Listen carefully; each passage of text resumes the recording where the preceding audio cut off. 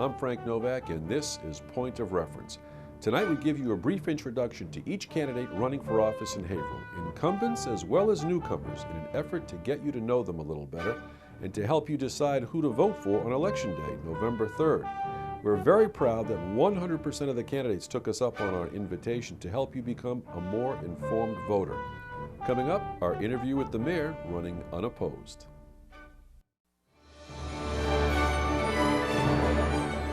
We are very pleased to have with us today the mayor of the city of Haverhill, James J. Fiorentini. Welcome to the program, Mr. Mayor. Great to be back, Frank. Thank you for inviting me. You know, you're running for re-election, but if there's anything missing, the fact is that the one thing that's missing is a challenger for you. So does that mean you've scared people off, or you're doing that good a job? Which do you prefer? I don't know, but I'm acutely conscious of the fact that you always have to work hard to keep people's confidence. You can never take it for granted. So I'm still campaigning. I was out door to door this past Sunday when the fire started. And I'm always conscious of the former mayor of Lynn, great guy, Chipper Clancy, running unopposed and lost. Really? He did. That was a neat trick. He did it. This would be which term for you, Mr. Mayor? If I'm lucky enough to be reelected, my 7th. I'm in my 6th term right now. Okay, and that's historical, and it already has been historical previous to this term, right? My wife says it's hysterical. Okay, but you've always have to listen to Martha. I'll ask you this. I mean, we've seen where Haverhill has been and where it is now. Where will Haverhill be, say, in 5 years? Well, I don't have a crystal ball. I don't know. But let me tell you where I hope it is and what my plan and vision is for the future. The future of Haverhill is going to be decided by who moves here over the next few years. We're going to have a lot of new young people moving to downtown. I'm hoping we get new young knowledge workers, and we're going to be working hard to attract them. People who will work in high-tech industries and biotech, people who have engineering degrees, future teachers, future firefighters, or present teachers and firefighters. We want to attract them to our city, and we're going to be working on that. We have a marketing committee and some various things. The key will be, can we get them to stay here? Can we get bright, attractive young people to stay in our city? And that's all about quality of life and education. Those are the things we need to work on. When we take a look at that, when you're talking about getting them to come, but also getting to stay here, because do you think that Haverhill's been a springboard or jumping off spot where people graduate, they think, to some other community which may be considered more affluent? Historically. But now I'm seeing things that I never thought I'd see in my whole life, which is people from more affluent communities moving here.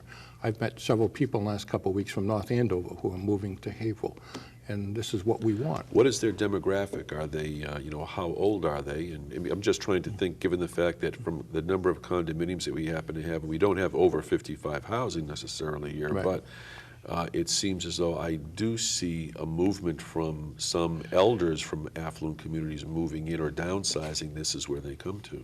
I've seen that. And I don't like to call them elders, but they're people who are 50, 60, 65 years old.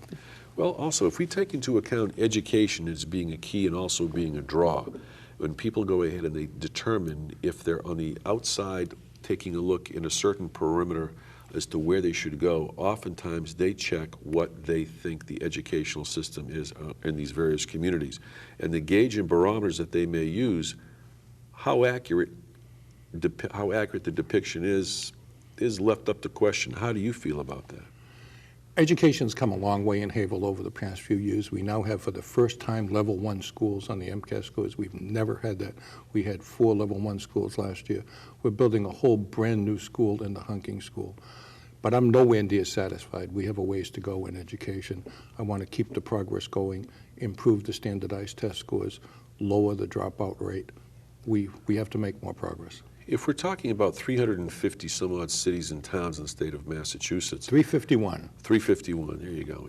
If with that many cities and towns, based upon certain standardized tests or statistical analysis from an educational standpoint, from ranking, the city of Haverhill is in the bottom quarter.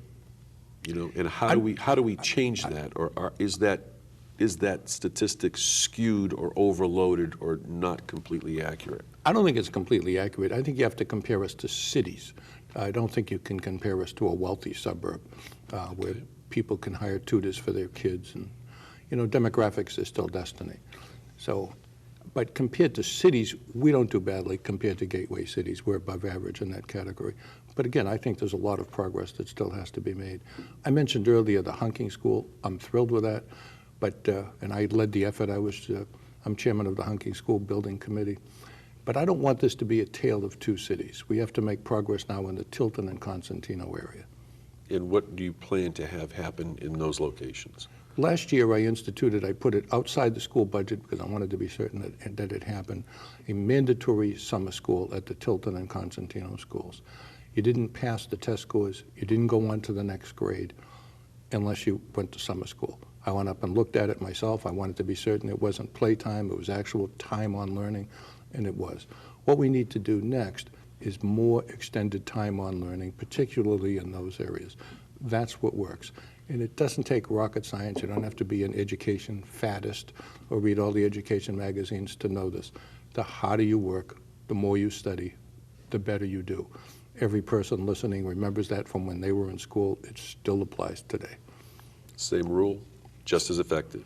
Absolutely. When we take a look at the transformation, the change, pivotal in the downtown area is the Harbor Place project, which is probably the most expensive program of its type in the history of the city. I don't think so. I think that this all started with Cordovan and then with Hamel Mills Lofts. Okay. Hamel Mills Lofts was a more expensive project, $70 million investment in the city, a total of $150 million investment at the western end of town. It was always my hope to start down there in the shoe factory buildings where it was easier for many, many reasons, get some momentum and lead that to the other end of town. It didn't turn out exactly the way I thought it would. My thought was that it would creep down Merrimack Street until it ultimately got to the Woolworth building.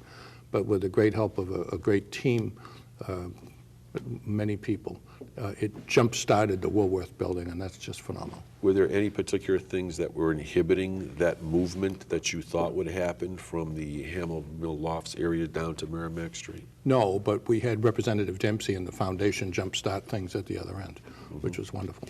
The one interesting aspect of the Harbor Place location that the Hamel Mill Lofts didn't have, and do you think this will play largely in its success, hopefully, is the fact that it is right on the river. And it's coming into 3 phases rather than a single. Absolutely. We've turned our back on the river, and I think rightly so, for a century. The Haverhill wouldn't be what it is today if it weren't for the fact that we built up our industrial base. We started in 1890. We were a small agricultural community. I think we had a population of around 8,800, if I remember right. And by 1922, we had built up to about 52 or 55,000 people. That was our strongest, that was our base for many, many years. It was phenomenal growth. And it all happened because our forefathers had the foresight to build factories, build them along the river, which is the only way you could do it with the technology that they had back then in the 1920s. And they discharged their waste into the river. It made the river it built jobs, it built the city. Many of us, including me, are descended from people who came here to work in those shoe factories. So it was a wonderful thing, but it made the river an awfully unpleasant place. So we built walls around it. I grew up in Riverside, and when it was a hot day, we closed our windows and our shutters so we wouldn't see or smell the river. But all of that's changed. Now the river is a fairly pleasant place. People boat in it, they fish in it, they swim in it. I don't, but people do. And all of a sudden, property values along the river are going up. And part of my plan and vision is to attract more people to Haverhill by making the waterfront more attractive. From a financial standpoint, when we deal with expenses and projections and incomes and what is coming on down the pike relative to obligations that you have to go ahead and deal with, what are some of those that are looming that we have to go ahead and deal with that you have to prioritize in a certain way? And I'm talking whether it happens to be the landfill, whether it happens to be pensions, whether it happens to be the Hale Hospital debt. Well, there are 2 sets of obligations. There's your current operating expenses. And the key to running a city is always the same. And that is to project what your revenues are going to be and then manage your expenses so they come in under your projected revenues. We had last year a $5 million budget surplus. and we'll see what happens when we get the numbers for this past year, for 2015. That's all about holding the line on salary increases. You owe it to your employees to be fair and give them a fair cost of living adjustment. But if you go overboard, you're not being fair to the taxpayers. The second set of things you deal with, though, are your capital costs. When things are tough, as they have been in the city for a long time, it's capital that tends to get cut back on. No one likes that, but the bottom line is if it comes down to laying off policemen, laying off firefighters, closing fire stations, leaving the city unsafe, or deferring capital expenses, every mayor is going to defer capital. Now it's time, though, where we have to deal with capital expenses would be fixing buildings, fixing sidewalks, and some of the real major things that we have to deal with. Now it's time to deal with our long-term capital expenses. The landfill, CSOs, I'll tell you about that in a minute, stormwater, and the big albatross that's going to hit every city, and that's our upcoming healthcare liability for retirees. Which is, you're talking about your healthcare. Healthcare for retirees. Mm-hmm. And how do you plan on being able to handle that? Well, there's new accounting standards that require us to figure out what that would be, how much money we would need in the bank right now today, so that as our retirees retire, we can pay their health care benefits. That number is staggering. It's $250 million. And it's gone down as we've changed some of the health care rules, and we have to continue to do that, unfortunately. We have to deal with that. It's called OPEB liability, other than pension, other post-employment benefits, OPEB liability. If we can deal with something else that carries a different set of initials. Kind of boring, but it's no, that's okay. It's but a big one. It costs money that everybody will have to be aware of. It costs money. It's a long-term liability that we absolutely have to look at. We started last year by setting up an OPEB trust fund, and that's what our bond rating agency is urging us to do. But we put $200,000 into it. That's all. That's all we could afford. Yeah. At $200,000, it'll be 100 years before we have enough money. So our plan is a little bit different. We can't save our way out of this. We're certainly not going to lay off policemen and firemen for OPEB liability.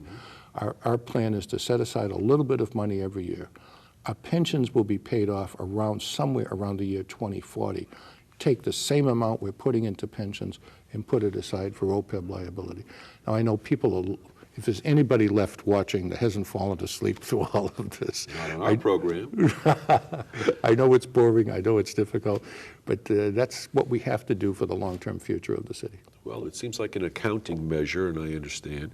But now let's go to a different set of initials, as I was alluding to before, and that is a pilot program, which is payment in lieu of taxes for people that happen to, or organizations that have to be nonprofit organizations. And what I'm getting at is this, Mr. Mayor, for the very thing that you just happened to cite relative to the health care costs and pensions for people that are retired, that it's a looming debt that's going to be out there you have to go ahead and deal with somehow. If that's the case, we're dealing with, and let's exclude places of worship, let's exclude hospitals, healthcare facilities. Well, you just exclude 95% of all of the not-for-profits. What's left? I don't know. YMCA and the YWCA. No, but what I'm getting at is and this. And the two colleges are all that's left.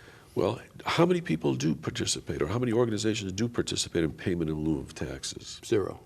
They do, because it's completely voluntary. Yes. Do you think they could make a contribution to the city? And I'm asking in this vein, they may be not-for-profit organizations, and they fall into a different category, yet they have to pay the light bill, they have to pay the heating bill, they have to pay the insurance. What you're talking basically is the YMCA and the YWCA, the Bradford Christian Academy, the Zion Bible College, and there may be one more. Another nonprofit organization, they have 13 buildings. Who's that? The Y?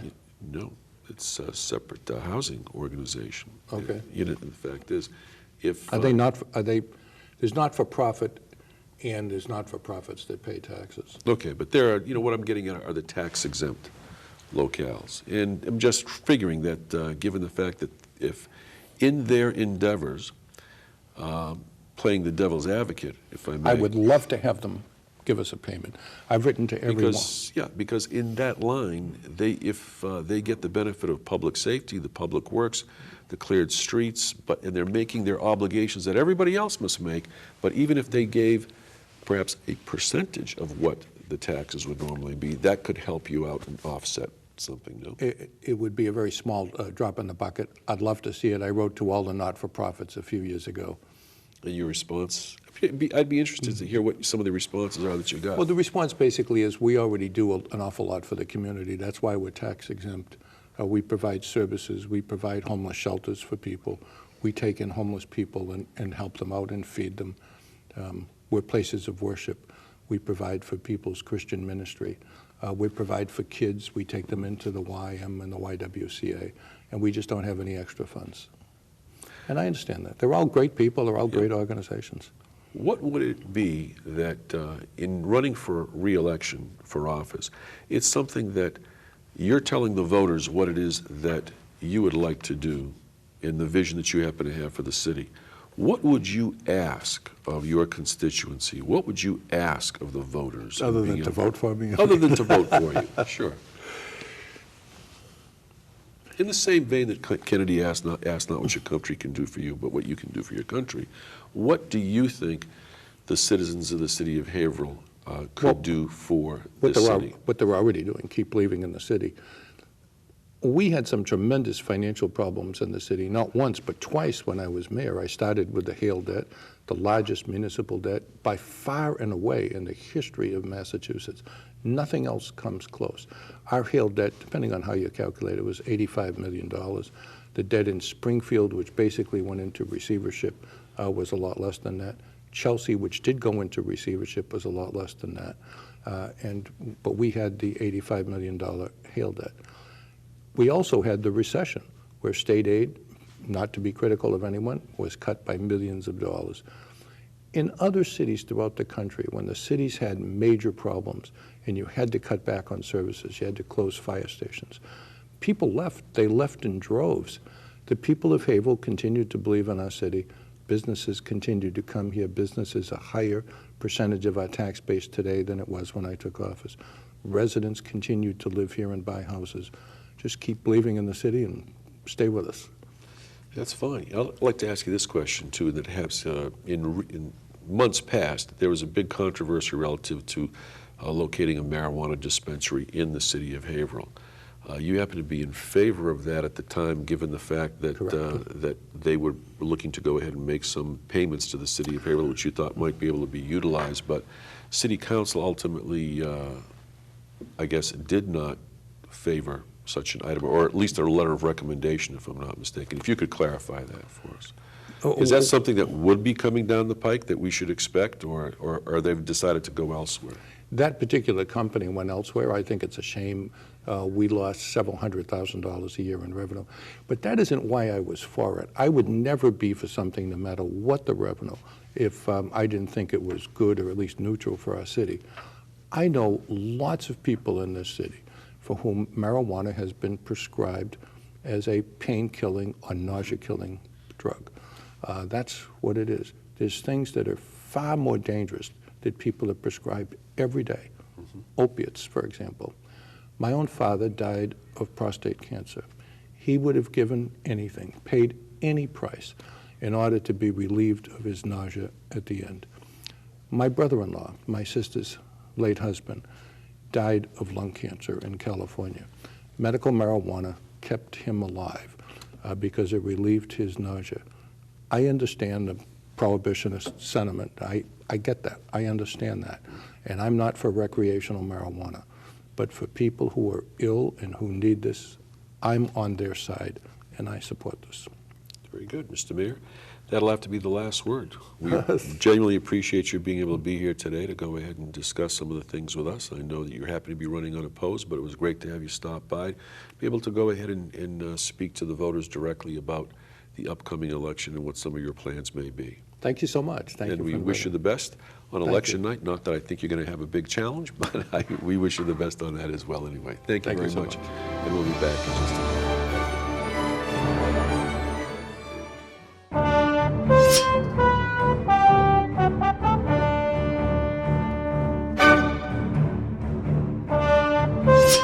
I hope this presentation has been a point of reference for you, and until next time, my name is Frank Novak.